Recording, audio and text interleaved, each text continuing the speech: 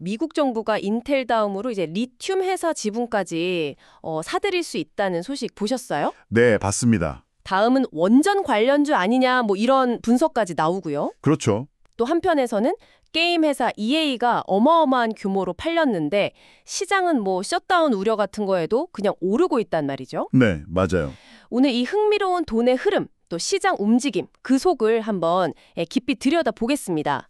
오늘 저희가 볼 거는요, 그냥 뉴스 하나하나가 아니라 정부, 또 거대 자본, 그리고 기술 혁신, 이 세 가지가 어떻게 시장 판도를 바꾸는지 그 관계를 좀 보려고 해요. 여러분이 주신 자료들 바탕으로 핵심만 딱 뽑아봤습니다. 네, 특히 이런 큰 변화들이 여러분 투자 전략이나 뭐 시장 보시는 눈에 어떤 진짜 의미가 있을지 그 연결고리들을 좀 찾아보겠습니다. 좋습니다. 그럼 첫 번째, 정부 움직임부터 볼까요? 미국 정부가 반도체, 뭐 인텔, 히토류, MP 머티리얼즈에 이어서 이번엔 리튬, 그러니까 리튬 아메리카스 지분 인수까지 검토한다. 이거 상당히 파격적인데요. 그냥 보조금 주는 거랑은 다르잖아요. 네, 그렇죠. 이건 뭐랄까 국가 안보 차원에서 핵심 공급망을 직접 통제하겠다 이런 의지로 봐야 합니다. 특정 국가, 예를 들면 중국 같은 곳에 너무 의존하지 않고 미국 안에 생산 기반을 확실히 다지려는 거죠. 그래서 다음 타겟으로 우라늄, 그러니까 원전 관련 기업들, 센트로스 에너지 같은 곳이 이야기 나오는 거군요. 맞습니다. 에너지 자립 문제도 있고 또 러시아 영향력 줄이려는 그런 맥락인 거죠. 캐시우드로 말했던 감가상각 대신에 비용 전체를 인정해주는 그런 세제 혜택이나 규제 완화 같은 것도요. 결국엔 이런 메이드 인 아메리카 전략을 좀 뒷받침하면서 경제 살리려는 시도로 볼 수 있습니다.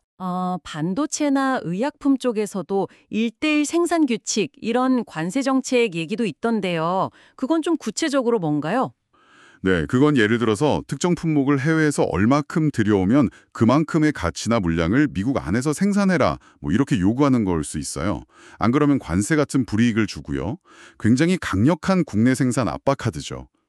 정부가 이렇게까지 직접 나서는 그림인데 그럼 민간 자본은 또 어떻게 움직이나요? 게임사 EA가 550억 달러. 와, 이거 사상 최대 규모 LBO로 팔렸다는 게 눈에 띄네요. 네, 실버레이크나 사우디 국부펀드 같은 정말 큰 손들이 들어왔죠. EA가 가진 그 게임 IP, 지식재산권 가치를 아주 높게 본 거겠죠. 그리고 동시에 상장사로 있으면 매분기 실적 압박이 심하잖아요. 거기서 좀 벗어나서 길게 보고 혁신에 집중하려는 뭐 그런 의도도 읽히고요. 이런 큰 거래는 시장에 아직 돈이 많고 또 괜찮은 자산이다 싶으면 투자하려는 의지가 강하다는 신호이기도 합니다. 근데 시장 전체로 보면요. 9월은 원래 좀 안 좋다 뭐 이런 얘기도 있고 정부 셧다운 우려도 있었잖아요. 네. 그런데도 오른다는 게 좀 의외예요. 연말 랠리 가능성까지 나온다고요? 골드만삭스 같은 데서 그런 전망을 내놓고 있죠. 캐시우드 분석도 재밌는데 기술 혁신이 생산성을 확 높여서 인플레이션을 2% 아래로 누를 수 있다. 오히려 그래서 경제가 좋아질 수 있다. 이런 주장이거든요. 그게 진짜 된다면 금리 인하 기대감은 더 커지겠네요. 그렇죠. 근데 또 ARK 과거 성과를 보면요. 2017년, 18년 이때처럼 금리 오를 때도 시장보다 성과가 좋았던 적이 있어서 이게 단순히 금리랑 반대로만 간다고 보긴 좀 어렵습니다. 복합적인 거죠. 그렇군요. 자, 마지막으로 기술 혁신 쪽으로 가볼까요?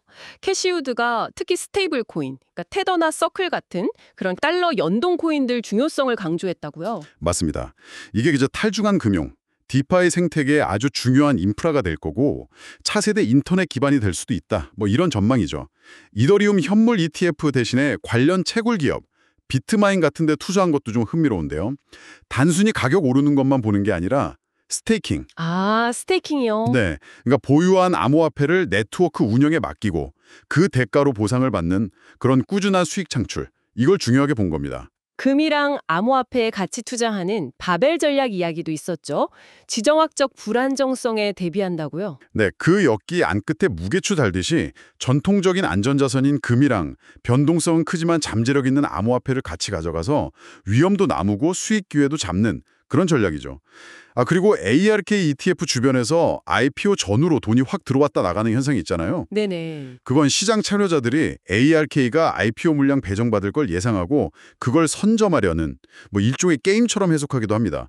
ARK 쪽은 그냥 자연스러운 시장 현상이다 이런 입장이고요. 그 외에도 엠러빙 같은 모바일 마케팅 회사 주가가 막 오르거나 또 트럼프의 행정부 지원설 속에서 인텔이 애플, TSMC, 엔비디아 이런 빅테크 고객 잡으려고 막 애쓰는 모습 이런 것도 주목할 만한 기술적 움직임이네요. 자, 오늘 저희가 정부의 어떤 전략적인 개입 그리고 기록적인 M&A 또 계속 진화하는 기술 투자 이 세 가지 큰 흐름을 좀 짚어봤습니다. 네. 정부가 직접 특정 창업에 선수로 뛰고 큰 돈이 움직이면서 판을 흔들고 그 밑에는 또 새로운 기술 패러다임이 있는 정말 복잡한 상황입니다.